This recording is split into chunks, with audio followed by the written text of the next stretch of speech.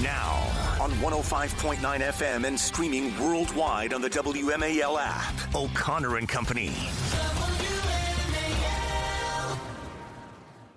6:07 now, charging through this very busy morning. Keep it here at 6:35. Carrie Sheffield will warn Virginia voters, don't believe what Abigail Spanberger tells you. It could be very bad for women if she gets elected. 7:05, Brent Sadler on the Middle East. 8:05, Joe Concha on the media. And at 8:35, Virginia Attorney General Jason Miyares. That's all coming up. It's Larry O'Connor with Julie Gunlock. Morning, Jules. Good morning. Carrie Sheffield works with you at Independent Women's Forum, right? She's one of my favorite people. Like her. She's fabulous. Do you ever think about what your exit plan will be, your off-ramp, like, you know? Let me rephrase. I will be here forever. If you get fired, what are you going to do? Are you trying to tell me something? No. Do I need to stay after today? It's the reality of radio. Is Bill going to want to talk to me? We all think about it as we're driving home from the studio. All right, well, this could be my last day. What do I do tomorrow? I often joke with Meredith, like, you'll be okay being married to the morning man in Fargo, North Dakota. Okay, can I tell you honestly, Larry, what I want to do? I do have an off-ramp. Okay. I want to go cook for priests. have I ever told you this? I want to find, like, it's going to be like a sitcom. I'm going to be their cook, and then I'm going to make their meals, and then they're going to scold me for cussing too much. And well, they're not going to let you actually talk, are they? Those oppressive, misogynist. That's right. That's right. I know the stereotypes. That would actually be pretty fun, actually. Would that be fun? Oh my gosh, you just reminded me. Quick side note Heather story. hates this. We're getting derailed. I know. We're getting derailed. We'll get to the story. It's Gavin Newsom has joined Substack. Gavin Newsom, the governor of California, is already setting up his off-ramp. He wants to be a media personality. He's on Substack with Jim Acosta. We'll get to that in a second, though. You just you said, oh, this would be a great sitcom. It'd be great. Yeah. So I'm reading the back of the wine bottle last night. We're drinking this wine from Australia. It's called Rabbit and Spaghetti. I'm like, why are we calling this wine Rabbit and Spaghetti? Weird. So here's why. So during World War II in northern Africa, Italian prisoners of war were sent to Australia for their like prison camps, basically. Mm-hmm. That's where if they were captured during World War II, the Italian soldiers were sent to Australia, to the wine country. And while they were there, they were used as labor in the vineyards to make Australian wine. And they ended up those Australians are smart. They're like, they know about it. Exactly. These Italians, they know how to make wine, and so they help rejuvenate create the Australian wine industry. They ended up staying there. They ended up, and they weren't imprisoned anymore. They were like, we love it here. We're going to make wine. And that's why Australia has such great wine. They're Italian prisoners of war. And apparently, because it was the war and meat rations and all that it became a staple. Their big Sunday meal was rabbit that they would just catch in the outback. And then the Italians would make spaghetti, and they'd make rabbit spaghetti.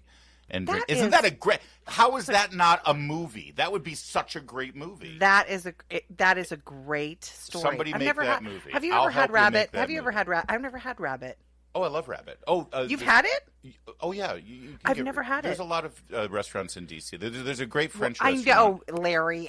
But I've never had it. I've never ordered it. So you've ordered it. Oh, yeah, What does it taste like? Chicken? Yeah. Like chicken. Like thighs, like brown meat. Yeah, chicken. but carrot-infused chicken. Yeah. Okay. Sorry. All right. So anyway, thank you. You can't say things. I go off on a tangent. So Gavin Newsom is the governor of California, but you wouldn't know it. So instead of cleaning up the streets of Los Angeles, enforcing the laws of their state, trying to balance their budget, actually trying to make the place livable, instead he's been doing a podcast, going on TV, tweeting, trying to get in the face of Stephen Miller and Donald Trump and J.D. Vance and Ron DeSantis, and just being an all-around annoying creep. And now he's found a new hobby as well. Again, I just want to be clear. He is the governor of California for 2 more years. He has a pretty big job. Big job. He's just started a Substack. Here he is announcing it. There's so much mis and disinformation out there. There's so much noise. I don't need to tell you that. So the question is, how do we break through all of that noise and engage in real conversations? And that's why I'm launching on Substack. I hope you'll follow me so we can continue to engage in a two-way conversation at this critical moment in our history. There's nothing two-way about Substack. I love how he's like, there's so much misinformation. So I'm going to add to it. Right. So let's just be clear here. CBS, NBC, ABC, MSNBC, CNN, even Fox News, by the way, the second Gavin Newsom picks up the phone and said, hey, I'd like to come on and talk about an issue, they'd have him on in a second. Hannity has had Gavin Newsom on more times than I would like to tolerate, frankly. The LA Times, San Francisco Chronicle, the Sacramento Bee, the three main newspapers in California. He could have every column inch that he wants. He's complaining about mis and disinformation, so he starts Substack, where he and his party dominate the electronic media right now. But Larry, this is actually really good. It is further proof of the death of mainstream media.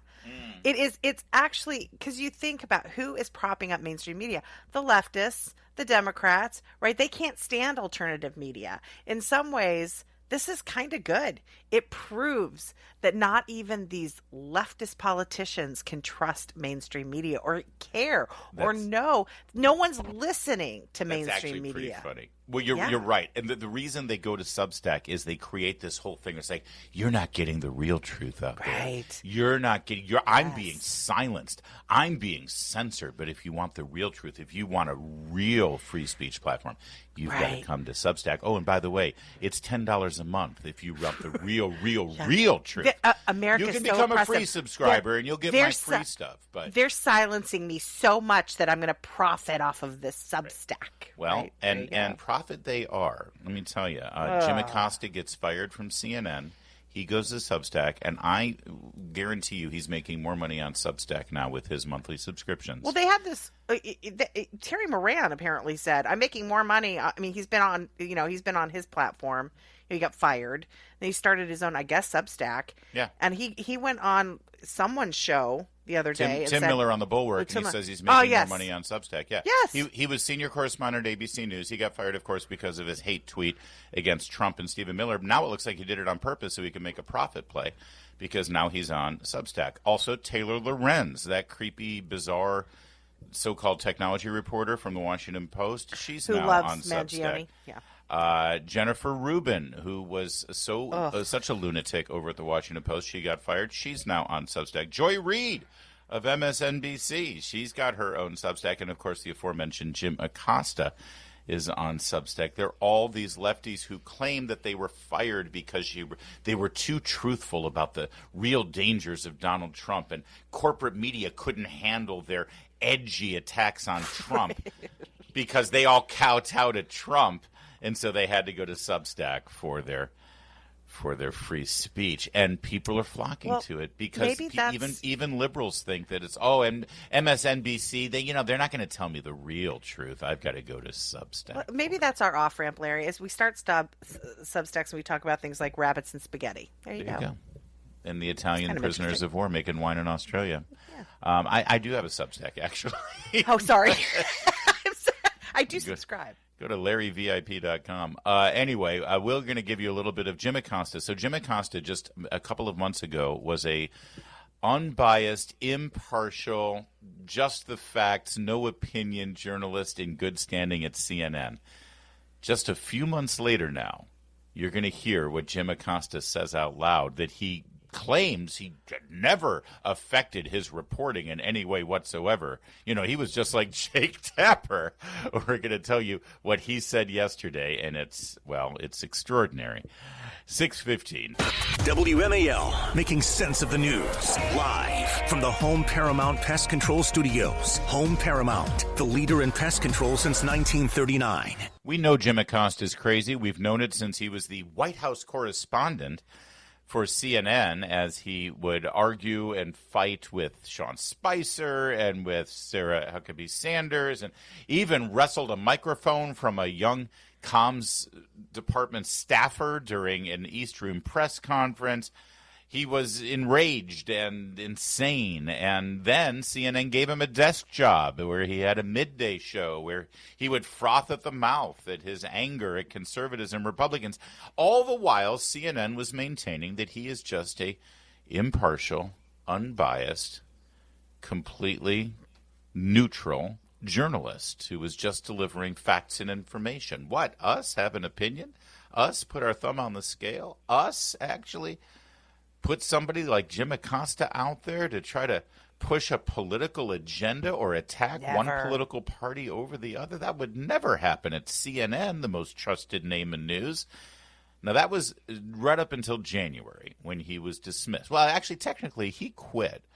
What happened was CNN saw their ratings tanking, and they moved his midday show to midnight, which actually, by the way, could have been a pretty cool gig, sort of wrap up the day's news and update everybody at the end of the day, and you'd be at 9 p.m. West Coast time. But Jim Acosta, no, you can't put him in a corner like that. You can't put him on at midnight, so he quit. And now, just 4 months later, amazing how that impartial, unbiased, just the facts journalist who never expressed his own personal opinions while delivering the news for CNN, he seems like he's developed some pretty strong opinions. Take a listen to him yesterday. People have to just start thinking bigger in this country, and they have to look at what we're up against. I've been sort of trying to shout this from the rooftops or wherever anybody will listen to me, at the end of a bar in Kansas City, whatever. The President of the United States is a danger to this country, full stop. And I think what we saw over the weekend with the No Kings protests is a mobilization, but to some extent a recognition that that is the case. And I think you're starting to see some of this reflected in the polling. Even people in the Republican Party were afraid to show up at his birthday parade, the dictator Kim Jong-un birthday parade that he tried to have over the weekend, where you saw the video of the tank going by the empty stands, and you heard the squeaking of the tracks of the tank, and it was sort of like, what is this?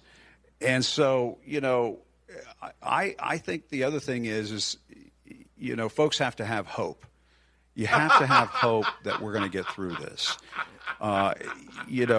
If hundreds of thousands of millions of people had shown up and cheered on Trump as those tanks were rolling down Constitution Avenue, then maybe I'd be a little bit more worried today. But what I saw over the weekend was the millions upon millions of people who are opposed to what he's trying to do to American society. I've been trying to shout this from the rooftops. Anyone will listen to me. President of the United States is a danger to the country. He's a fascist. He's acting like a dictator. But, people have to have hope. I know. I'm here to deliver the hope. I'm here to deliver. Now, are you telling me that nobody at CNN ever heard something like this from Jim Acosta off the air, in the green room, hanging out in the lunchroom? It makes you wonder how much crazier he sounds when he's not on air. Thank you. Like he's probably trying to temper himself. That's and right. You can tell he's like in his mind he's like, okay, check. This is a message of hope. Yeah. I assure you, he was tempering himself, because then over the weekend, he sat with Jennifer Rubin on her Substack podcast, and he really let loose. I got a question, though. Where are the ICE raids at the Trump properties? Yes. Can somebody call ICE on the Trump golf course in Virginia? Yes. You're telling me there's nobody in there that is undocumented or has some kind of squirreliness going on with their paperwork? Give me a break. Hey, how many immigrants has he married? He's got one buried at his golf course in New Jersey. Isn't she buried by the first hole or the second tee or something like that? The first hole, it's the first hole. Immigrants always doing the jobs that Americans don't want to do. He's definitely not going to get. There you go. That's Jim Acosta talking about Donald Trump's dead wife, calling her an immigrant doing a job that Americans don't want to do. They're okay with certain. I love how they're okay with raids. Buried at the first hole. Yeah, and I love how they're fine with raids and deporting certain immigrants. The ones who, have the nerve to associate with Trump. Those people are fine to deport. Yeah. And trust us, there's nothing wrong with the media. Oh, that's just Jim. Now that he's on his own personal time, now he can. But it never affected his journalistic quality, his award-winning journalism at CNN, and all the people who worked with him, and all of his producers, and all the reporters who still work there. Oh, that's complete. No, we don't do it. We don't engage in any of that. Looking at you, Jake. Looking at you, Caitlin. Yeah, exactly. 623. Coming up, Carrie Sheffield on why Spanberger is bad for Virginia and bad for women. Keep it here, 6:30. WMAL-FM Woodbridge, Washington, a Cumulus media station. Making sense of the news. News Talk 105.9. News now. Now on 105.9 FM and streaming worldwide on the WMAL app. O'Connor and Company. 6:37, a busy Wednesday here. Thanks for joining us on O'Connor and Company. Giving you all the news you need. Starting at 7:05, we'll check in with Brent Sadler, the latest out of the Middle East. Will we or won't we? 8:05, Joe Concha on the media and the news of the day. And then at 8:35, the Attorney General of the Commonwealth of Virginia, the Old Dominion, Jason Miyares. It's Larry O'Connor alongside Julie Gunlock. Julie, your state, Virginia, the Commonwealth, had their primary yesterday. That's right. And the results were kind of baked in the cake, at least for the Republican side of the equation. Here is your nominee for governor, Winsome Sears, last night at her victory party. Before I say anything else, let me ask you, what are you doing on Saturday, January 17th? I want you to put a hole on the calendar for that day because you're all invited. That'll, of course, be her swearing-in ceremony as she confidently proclaims she will be Virginia's next governor. No doubt about it, the next governor will be historic. It'll be the first woman to be the governor of Virginia because the Democrat nominee, as expected, Abigail Spanberger. The contested races yesterday were, statewide at least, were for lieutenant governor nominee for the Democrats. That victor was Ghazala Hashmi. And for Attorney General, it's Jay Jones. By the way, I want to remind you that Jason Miyares is joining us at 8:35. We'll ask him about his opponent and what distinguishes him from Mr. Jones. Abigail Spanberger, though, listen, she's been trying to position herself for this her entire career. She ran and won in Virginia 7th against Congressman Bratt back in the day. What was that, about, I want to say 6 terms ago? Yeah. Or, 6 years ago, 3 terms ago. She likens herself as sort of a centrist. You know, she's not one of those crazy AOC types. Yep. But if you look at her voting record, she is as radical as can be, Julie. She is, absolutely. She's also very, in particular, bad for women. She does position herself as a moderate. She also likes to sort of toss around the fact that she worked for the CIA, with the idea of that giving her some sort of bona fides on international affairs or on foreign affairs. But she is far from a moderate. She voted for Biden's disastrous spending measures that raise costs for all Virginians. She's received, by the way, I think it's also important to say, she's received thousands of dollars, tens of thousands of dollars from the teachers' unions, and she pushed during COVID to have those schools remain closed. She's incredibly soft on the border. She voted against the Laken-Riley Act. And on gender ideology issues, she's about as lefty and as liberal as they come. Okay, she is totally fine with boys competing in girls' sports, which put girls at extreme risk for harms. So, and she's, I mean, you see what's going on in Fairfax County with this Richard Cox guy wandering into women's bathrooms and exposing himself. He's a sex offender and he's exposing himself to young girls.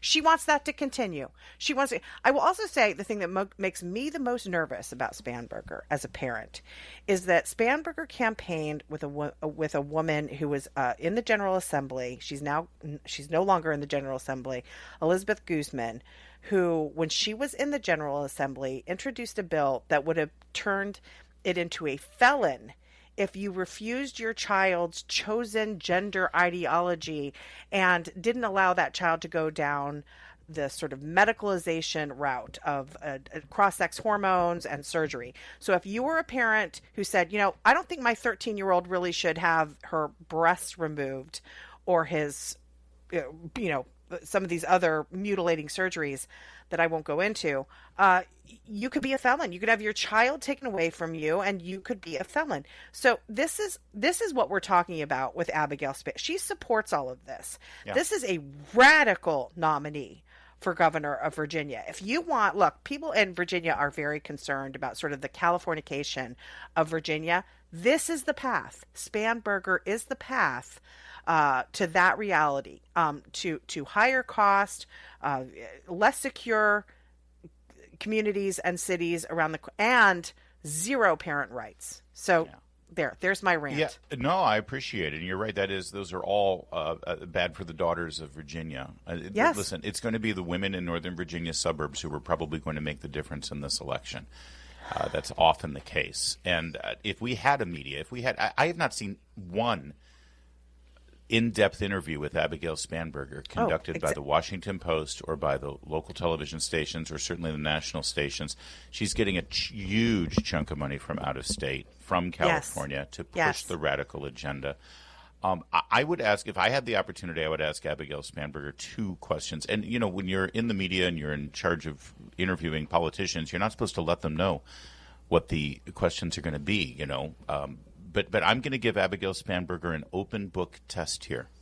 It's a really simple test. In fact, it's the test that anybody running for statewide office, and I would ask Winsome Sears these exact same questions. So if you're listening in the Winsome Sears campaign, please take notes and have an answer ready. It's 2 very simple questions. Number 1, Tom Homan, Kristi Noem, Trump administration conducting ICE raids in Northern Virginia, going after criminal illegal aliens, and people start protesting on the streets.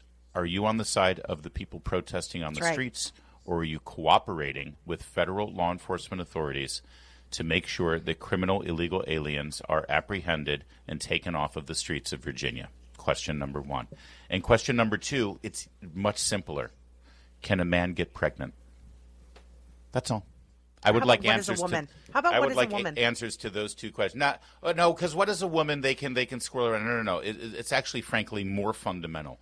Can a man be pregnant? I want to hear Abigail Spanberger give a very simple answer to that, because it's laughable if the answer is anything other than no. It's 6:43. Mark Levin, weekdays 6 till 9 on 105.9 WMAL, making sense of the news. Oh, we've seen quite a bit of movement in the food product industry in reaction to the decisions made by Secretary Kennedy and other members of the Department of Health and Human Services with regard to food dyes and other additives. Yesterday was a huge one. Kraft Heinz, General Mills announced that they are going to be removing artificial dyes from their foods over the next 2 years. Heinz said 10% of its products currently contain FD&C color additives. That includes, I think, macaroni and cheese and Crystalite, Jell-O, Kool-Aid, things like that. And General Mills, of course, the cereal giant, they've announced as well that they'll be removing those food dyes. So the FD&C colors right now will be removed across the remainder of the portfolio, according to Kraft Heinz. That's over the course of the next 2 years. It'll take a while to sort of ramp up the new ingredients and the new recipes. But there you go. That's a direct reaction to the move by the Health and Human Services Department to sort of try to reinvestigate, redetermine how safe or not these additives are. Yeah, this is definitely a reaction to MAHA. I think these companies are getting sort of ahead of any kind of regulation that's going to come down, and that's fine, although there has been already some bans on red dyes. I just look at this a little bit with more skepticism. Removing these dyes in no way make the nutrition profile of these foods any different. Right. And I'm trying to be nice here. Eat as much macaroni and cheese as you want now, guys. It's a health food. Yeah, it's a health. Oh, look, there's no dye. I mean, I get so tired of this because, it's like the panic about seed oils, which I don't believe a word about that's out there about seed oils. I think they're perfectly fine to use. I love how people freak out about seed oils. And then when you look at the foods that big manufacturers use seed oils for, it's like totally unhealthy things. It's chips and these sugary cereals and these snack foods. I mean, it's not the seed oil, okay? It's the fact that these foods are in general have a lower nutritional sort of profile. You're not eating an orange, people. Right. Okay. So I love the fact that they're going to take the dye out of, Fruit Loops, and then everybody acts like Fruit Loops are healthy. No, they're not healthy. Okay. So I just get a little tired of this stuff. Like, you should have seen the absolute euphoria on Twitter. Like, oh my God, it's a MAHA win. Oh, it's like it's so great. They're taking the dyes out, guys. The sugar's still there. The fact that it is, a processed food hasn't changed. So I'm not exactly putting my party dress on with this kind of stuff. It's 6:52. Making sense of your world. I agree with everything you're saying. News Talk 105.9 WMAL. My heart just breaks for what's going on. Making sense of the news.